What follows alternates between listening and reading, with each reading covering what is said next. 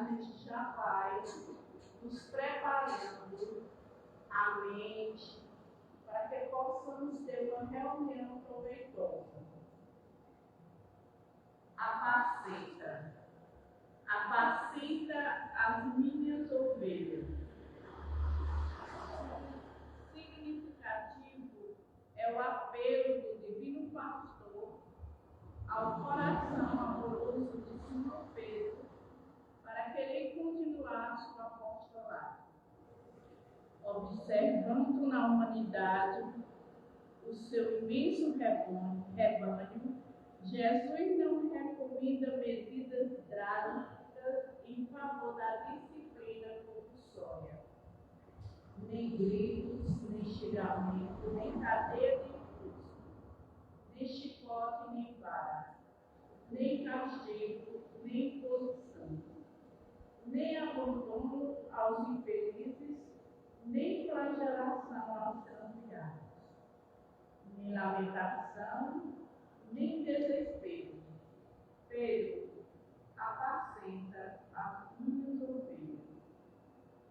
Isso equivale a dizer: irmão, sustenta os companheiros mais necessitados que tu mesmo. Não te desanime perante a rebeldia, nem condenes o erro, o qual a lição benéfica surgirá depois. Ajuda ao próximo ao invés de resgatá-lo. Educa sempre. Revela-te como trabalhador fiel.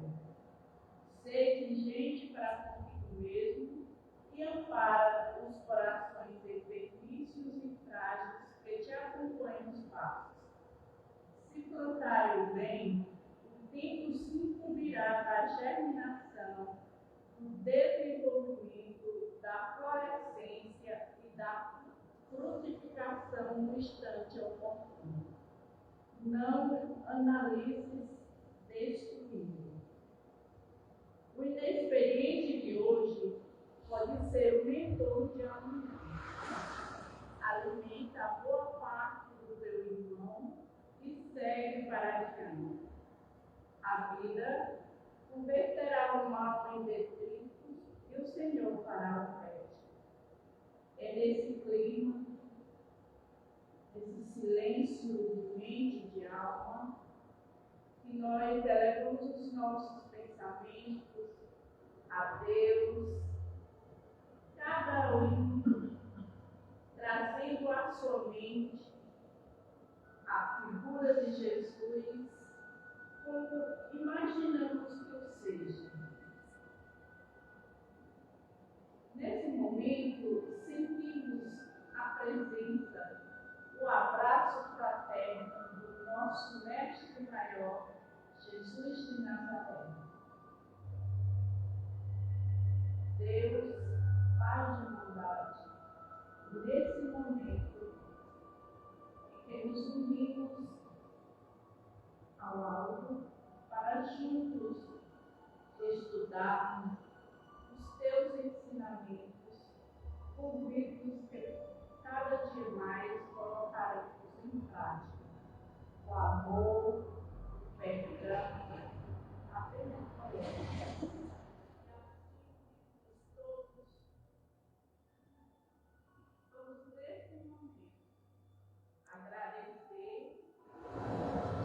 Louvar, pedir e bendizer. Senhor, esteja conosco agora, hoje e sempre, e assim seja. Hoje nós temos com a nossa irmã Aline o tema Deus cuida de nós. A quem eu passo a palavra.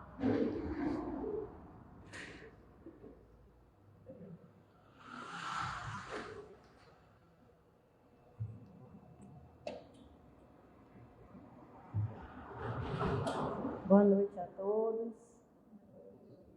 Muita satisfação, estou aqui mais uma vez, né, que a gente não sai da casa. E como é importante, eu queria iniciar fazendo uma reflexão, o quanto é importante nós estarmos, não é aptos, mas à disposição para o trabalho. Porque quando a gente é chamado para vir aqui conversar um pouco sobre a mensagem de Deus, né, sobre o Evangelho de Jesus, a doutrina espírita, o primeiro a esclarecer a alma somos nós mesmos. Porque nós não podemos chegar aqui e falar sobre algo sobre o qual nós ainda não refletimos. E não refletimos em nossas próprias vidas.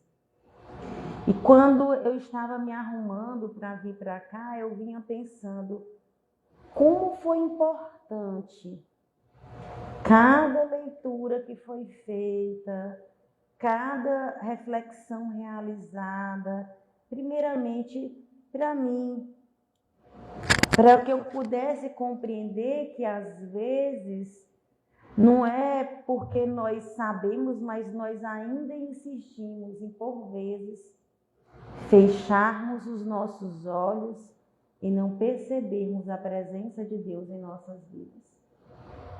Como tantas vezes nós nos pegamos lamentando pelas ausências, lamentando pelas dificuldades, mas sem agradecer pelas conquistas, sem agradecer pelas presenças que estão em nossa vida.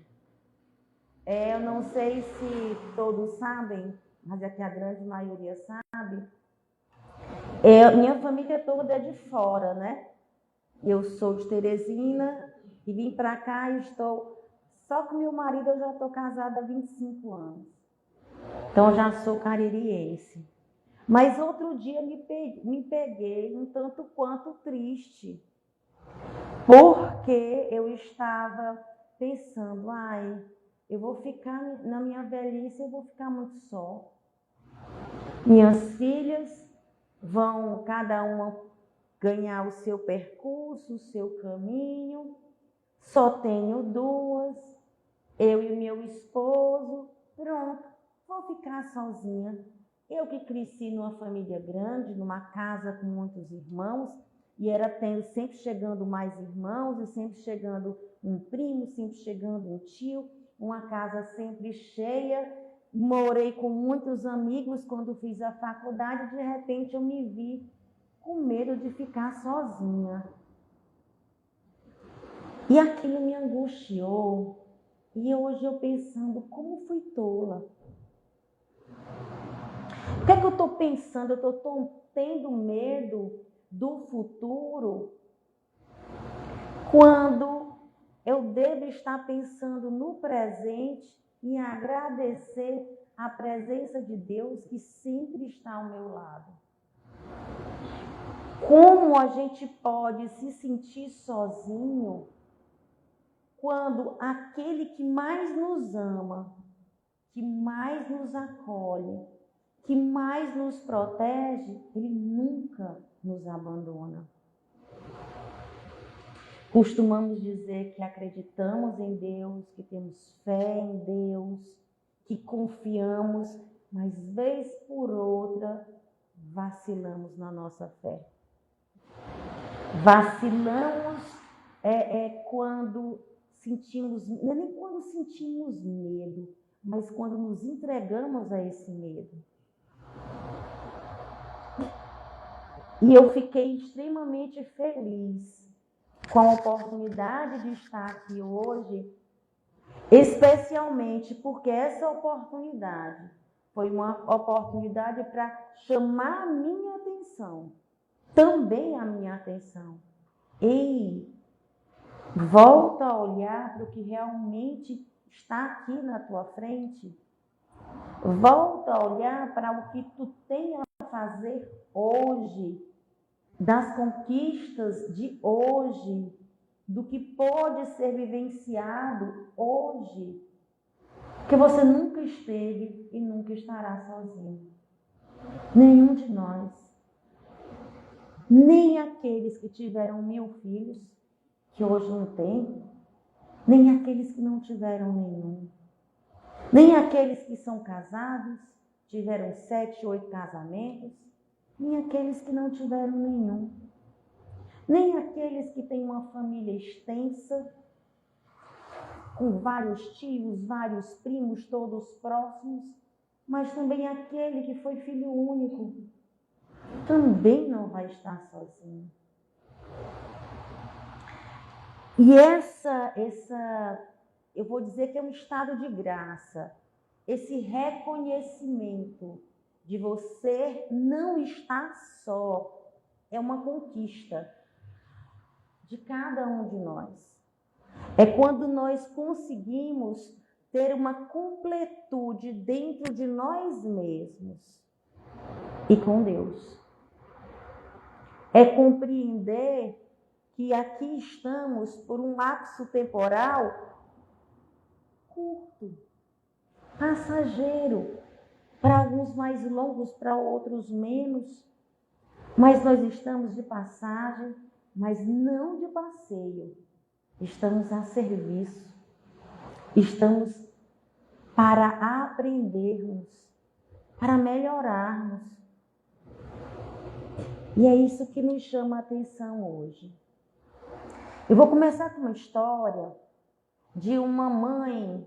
Ela começou a falar com a filha dela, muito pequenininha, e ela começou a falar com a filha sobre os ensinamentos de Deus, usando uma linguagem bem infantil, para que ela pudesse compreender os ensinamentos, compreender o que ela queria passar para a filha sobre o Evangelho, sobre Deus, sobre a importância de Deus.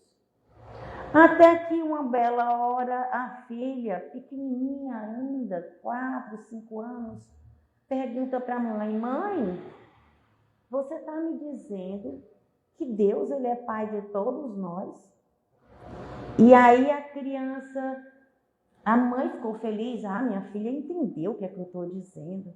Ô pobre mãe indefesa, não sabia a pergunta que vinha depois.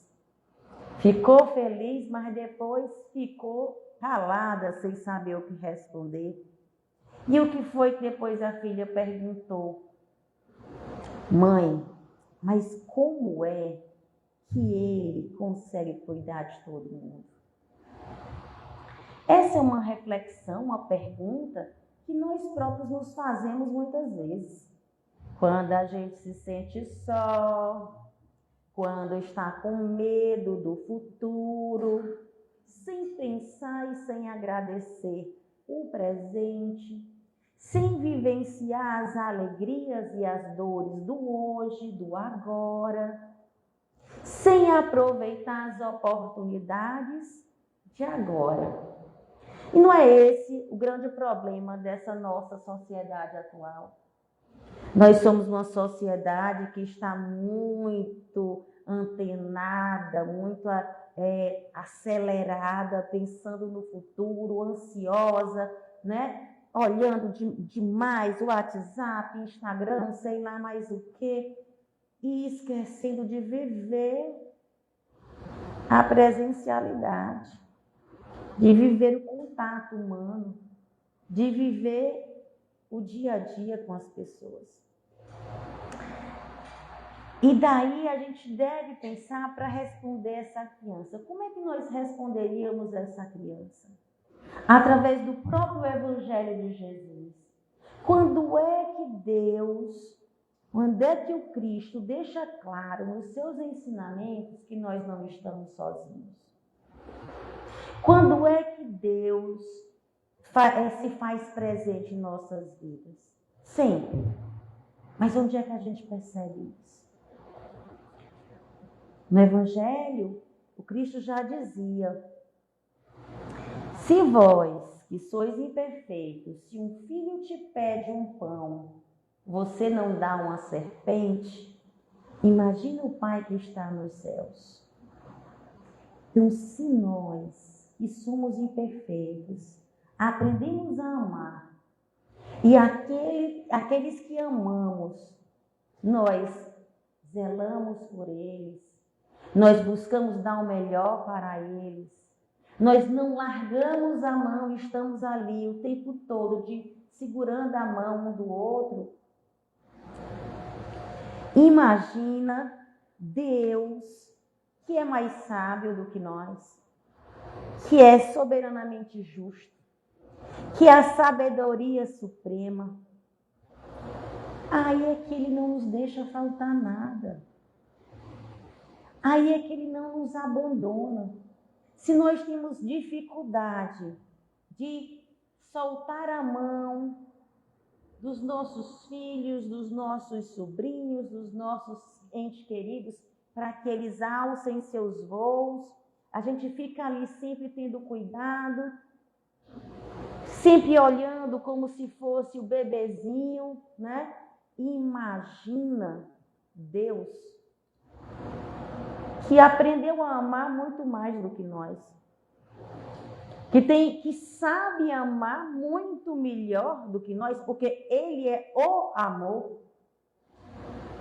Ele não é só quem sabe amar, Ele é o próprio amor. Então, é importante que a gente desenvolva essa confiança efetiva na presença de Deus em nossas vidas. A presença de Deus é quando, uma vez, eu já estava com mais de 40 anos, outro dia, né, eu fui diagnosticada com o que para muitos, como é que você chegou, o médico até disse assim para mim, como é que você chegou a essa idade sem saber que você tinha isso? Eu disse, gente, eu não sou a médica, eu sou a paciente. Mas, e aí eu conversando com uma pessoa e a pessoa disse assim, e aí, como é que você se sentiu? Eu disse, foi libertador. Agora eu sei o porquê. Quando eu sei o porquê, eu sei o que fazer depois. Pronto. E eu agradeço a Deus por ter refletido daquela forma, diante de tudo. Minha filha mais velha, ela foi diagnosticada, ela me ensina muito. Os filhos nos ensinam muito, né? Ela foi diagnosticada já aos 20 anos com TEA. Suporte 1, muito inteligente, mas com aquelas dificuldades de interação. Ela foi diagnosticada e algumas pessoas ficaram assim preocupadas, como é que está a cabeça dela? Ela, não, para mim está ótimo, agora eu sei o que é, tá bom demais. E como eu aprendo com essa postura? Como é importante a gente valorizar, eu estou doente, que bom que eu descobri, agora eu sei o que fazer. Sabe aquela história de você, ao invés de perceber, tem um lençol branco limpíssimo, alvíssimo, e você foca em um pequeno ponto preto que está ali no lençol? Aquele lençol que passou ali a manhã clarando no sol, que a pessoa comprou tudo no mundo, botou alvejante, botou tudo, está bem limpinho, mas ficou só uma poeirinha que veio com o vento. E você fica fixando o olhar naquela poeira, tendo todo o lençol limpo para você apreciar. Não vamos fixar o nosso olhar naquele pontinho preto. Vamos fixar o nosso olhar no que está limpo, no que já foi conquistado, no que a gente ainda pode fazer, mas sem se lamentar. Porque não vamos nos afligir com o futuro, mas pelo contrário, que vivenciemos o hoje, para que o amanhã nós estejamos melhores. E o Evangelho já tem dizendo, olhai os lírios do campo. Nem mesmo Salomão tem as vestes tão bonitas. Olhai os pássaros do céu, né? Eles não plantam, eles não colhem, mas nenhum passa fome. Então, por que é que Deus iria nos abandonar? Não, Ele está ao nosso lado o tempo inteiro. Quando nós nos sentimos sozinhos, na verdade, não foi Ele quem se afastou de nós. Fomos nós que nos afastamos um pouquinho dele. Mas Ele está ali, nos esperando pacientemente, com a mão estendida, coração aberto para nos receber. Que tenhamos olhos para ver, ouvidos para ouvir, para compreender nas nuances diárias da nossa vida a presença de Deus. Quando nós encontramos as pessoas queridas, quando nós podemos acordar e ver o mundo e ver os brilhos do sol. Meu trabalho, eu tenho alguns dias, eu tenho turmas de estágio no período da tarde. E quando eu saio do prédio, eu adoro sair no finalzinho da tarde. Às vezes termina mais cedo e eu fico lá esperando o pôr do sol. Porque a gente vê, é um pouquinho mais alto e eu gosto de estar lá para contemplar o pôr do sol. Como é lindo!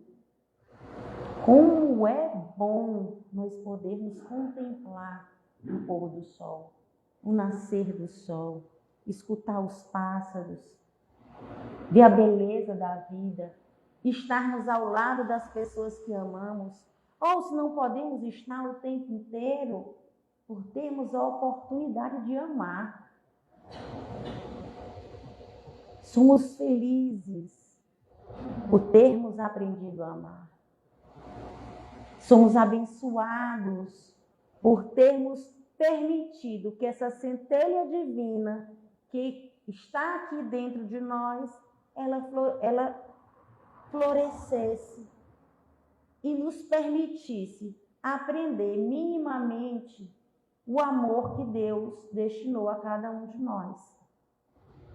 Amando, respeitando, servindo, bendizendo as oportunidades de trabalho e de evangelização, as oportunidades de autodescoberta, a oportunidade de se reconstruir intimamente. Não vamos imaginar que, é porque eu sou tão imperfeito. Todos nós somos dignos do amor de Deus. E para isso, eu vou fazer uma leitura. Se eu enxergar, eu vou ler, senão eu vou só dizer o que eu lembro. A pessoa não se convence de que não enxerga mais direito. Ai, meu Deus. Paulo, ele escreveu cartas aos romanos. Vou deixar aqui, vou dizer o que eu entendi. Carta aos romanos, e no capítulo 8, ele fala assim, que nem a morte, nem as adversidades, que nada na vida seria capaz de afastá-lo do amor de Deus. Nada afastaria a ele e a todos nós do amor de Deus. Porque o amor de Deus é incondicional, o amor de Deus é infinito, o amor de Deus, ele abrange a todos nós, né? E com isso, vamos pensar a reflexão feita por Paulo. Quem foi Paulo? Como é que ele começou? Começou como Saulo, não foi? Saulo, um homem culto, um homem que acreditava, que defendia as suas crenças e que por algum tempo foi perseguidor do cristianismo. Perseguiu, errou, matou. Mas quando Paulo encontrou com Cristo, o que aconteceu? Ele chorou e disse, como sou miserável, eu errei muito. Não. Paulo, ele não se apegou à culpa, ao remorso pelos erros cometidos. Ele os reconheceu e perguntou uma única coisa para o Cristo. que queres que eu faça? Opa! Gente, é só isso que nós precisamos perguntar a Deus. O que queres que eu faça? Porque o fato de termos errado, se fomos criminosos, se fomos omissos, se não fomos tão bons nessa encarnação ou em outras, se nós não respeitamos como deveríamos ter respeitado, né? Se cometemos erros indizíveis, que nós não temos coragem nem de pensar, imagina, de verbalizar, nada disso afasta o Pai de nós. Nós nos afastamos dele, mas ele não se afasta de nós. Nada disso vai impedir que ele demonstre o seu amor incondicional a nós. E aí, gente, com isso a gente deve pensar o seguinte: o Cristo exigiu que nós fôssemos perfeitos para segui-lo? Os apóstolos eram perfeitos? Pedro era intempestivo, né? Pedro. Mas ele escolheu pessoas do povo, pescadores, pessoas simples, um cobrador de impostos. Ele não perguntou pelo passado de nenhum. Ele convidou para que participassem da caminhada com ele. E todos os dias ele nos convida. Todos os dias ele está nos convidando a participarmos desta caminhada ao lado dele. Quando nós temos uma pessoa mais difícil em nossa família, quando nós temos alguém que nos testa a paciência no trabalho, não é? Quando nós sempre temos a oportunidade de estar servindo a Deus, seguindo a Deus. E ele nunca, mesmo quando às vezes a gente vacila, ele não nos abandona. Ele sempre está firme ao nosso lado. Então, o que é que nos falta? Alimentar a nossa fé cotidianamente. Orai e vigiai para não cair em tentação. Orai e vigiai. Orar para agradecer a Deus as oportunidades recebidas, para reconhecer a sua grandiosidade, para contemplar, dizer a Ele quanto é misericordioso e bom, reconhecer as nossas próprias imperfeições, rogar-lhe o auxílio, mas também pedir equilíbrio, serenidade, para que nós não deixemos de percebê-lo ao nosso lado, para que nós não nos desviemos do caminho. Oremos, mas também vigiemos, porque vamos lembrar que é oração. Nós também temos que ter aquela fé ativa. Não somente a oração em palavras, em contemplação, em pensamento, mas também em sentimento e atitudes. Nós estamos em oração quando amamos as pessoas. Nós estamos em oração quando acolhemos. Nós estamos em oração quando estamos ali auxiliando o nosso próximo. Ação também. A nossa fé requer ação, uma continuidade, a perseverança no propósito de servir, no propósito de se aprimorar, no propósito de compreender qual o teu papel na humanidade. e efetivamente confiar em Deus. Porque nós costumamos dizer que confiamos, mas é frequente às vezes em que vacilamos. E para que essa frequência seja cada vez menor, é necessário que vigiemos os nossos pensamentos, que vigiemos as nossas atitudes, que busquemos manter a nossa casa mental limpa, em harmonia.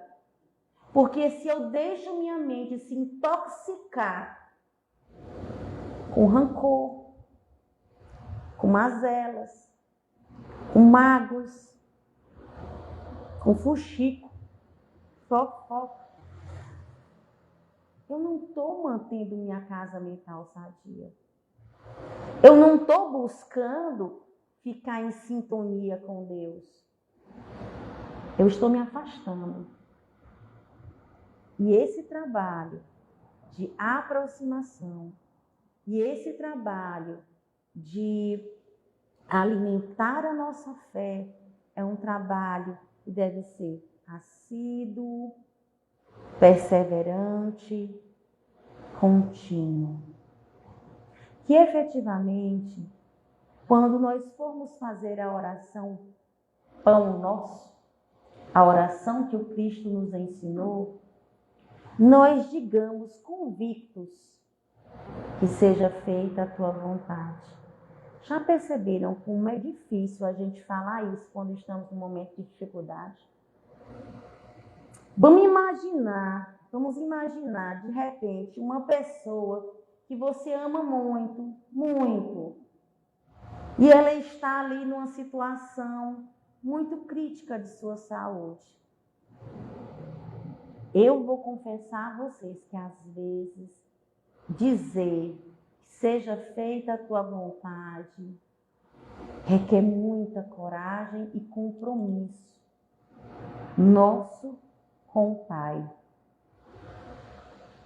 Não é só dizer seja feita a tua vontade da boca para fora, mas confiar e termos gratidão por Ele ter nos dado a oportunidade de, nos momentos difíceis, podermos nos sustentar na fé. Já imaginaram como é difícil para quem não tem fé? As dificuldades eu acho que são mais difíceis ainda, né? Para quem não tem fé, para quem não acredita em Deus. Como é difícil lidar com a perda de entes queridos, lidar com os afastamentos, as decepções. Então vamos alimentar essa fé. Porque quando alimentamos essa fé, nós vamos nos aproximando cada vez mais do Criador. E vamos nos dando a oportunidade de nos aprimorarmos como seres humanos, como espíritos imortais. A oportunidade de dizermos com convicção, seja feita a tua vontade, porque efetivamente acreditamos que essa será a melhor decisão a ser tomada para nós. Que por mais difícil que seja, ela é a necessária e é o caminho que vai nos guiar, que vai nos levar a reflexões necessárias ao aprimoramento das nossas almas.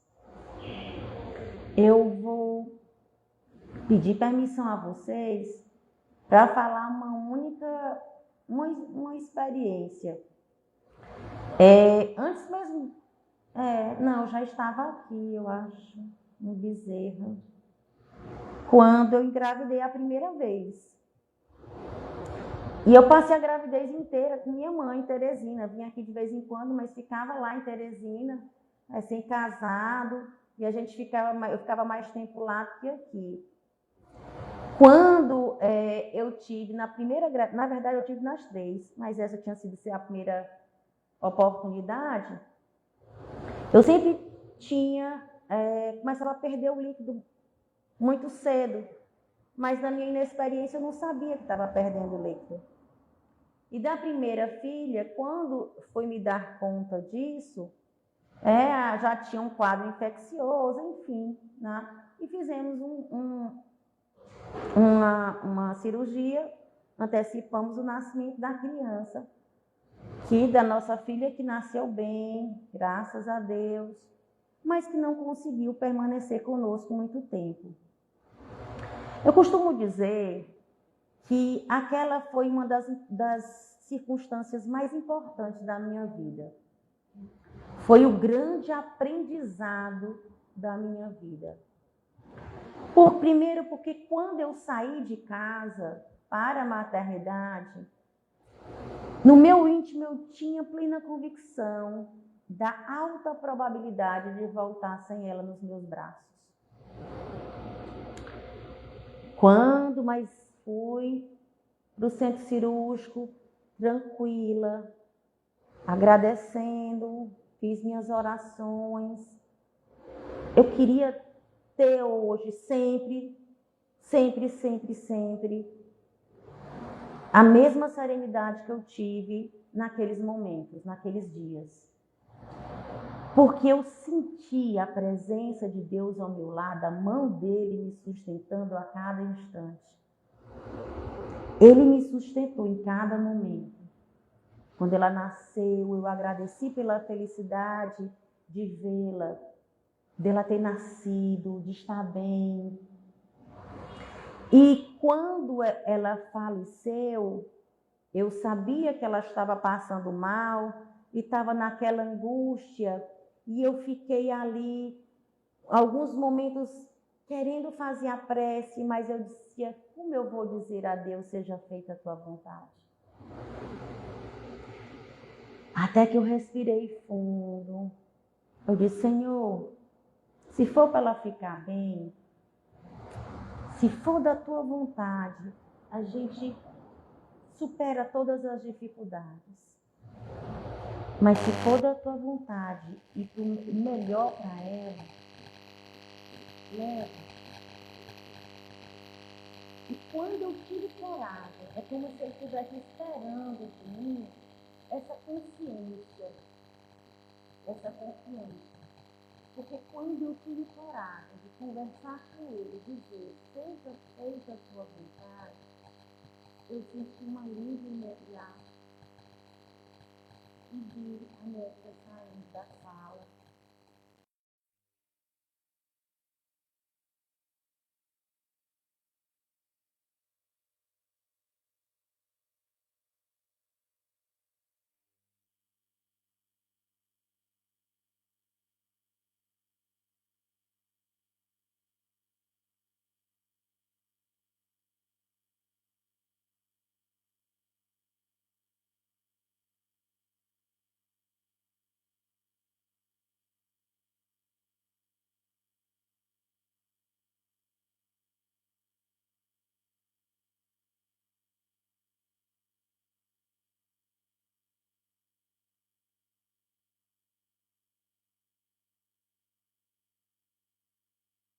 De maneira tão grande nessas circunstâncias de mais dor, de provação maior, que eu nunca me perguntei por quê. Eu perguntava a ele, Senhor, para quê? Qual é o propósito? O que eu preciso aprender com isso? E minha filha foi a minha grande professora na vida. Porque ela me ensinou a ter mais humildade. Ela me ensinou a confiar mais em Deus. Ela me ensinou a olhar para dentro de mim e, ao invés de me lamentar naquele momento, eu buscar compreender o que Deus estava querendo me ensinar. O que era necessário para eu aprender. Não é 100% assim sempre. Eu agradeço demais, sou muito grata a Deus por naquele momento eu ter tido essa lucidez. mas a gente ainda vacila. Com coisas menores, quando não deveria vacilar. E quando eu começo a vacilar, ele sempre dá uma forma de chamar a atenção. Isso ele faz com todos nós. Quando nós começamos a vacilar, querer cochilar no nosso caminho, quando a gente começa a desviar, ele dá um jeitinho sutil de nos chamar a atenção. Uma mensagem do Evangelho, que quando a gente leia, não leia pensando que é para o outro, que é para o vizinho, não, é para você mesmo. Tenta refletir sobre o que aquilo tem a dizer para você, sobre a tua postura, sobre o teu comportamento. E essa é a postura que cada um de nós diariamente deve buscar, de autorreflexão, de não se culpar pelos erros que cometeu, mas como Paulo, buscar saber: o que queres que eu faça? Ele foi logo para a reparação. Ele não ficou puxando uma corrente pesada, se lamentando porque errou. Não, ele disse: tudo bem, Senhor, eu errei, mas eu quero saber agora o que queres que eu faça para retificar os meus erros. E houve alguém mais fervoroso e dedicado do que Paulo? Então não nos melindremos, não nos amarremos, não pensemos que somos incapazes de servir, de amar, de estar ali como trabalhadores da seara do Cristo. Todos nós temos algo a dar, todos nós temos algo a servir. Basta que tenhamos olhos para ver, ouvidos para ouvir, que estejamos atentos ao chamado de Deus, estejamos atentos à presença divina em nossas vidas, para que a gente possa seguir adiante mais seguros, com mais paz, mais plenos. Eu espero que essas reflexões possam ter colaborado com vocês, com todos aqui presentes, assim como colaborou comigo. E que todos possamos ir para casa cientes da presença divina, do amor divino por cada um de nós.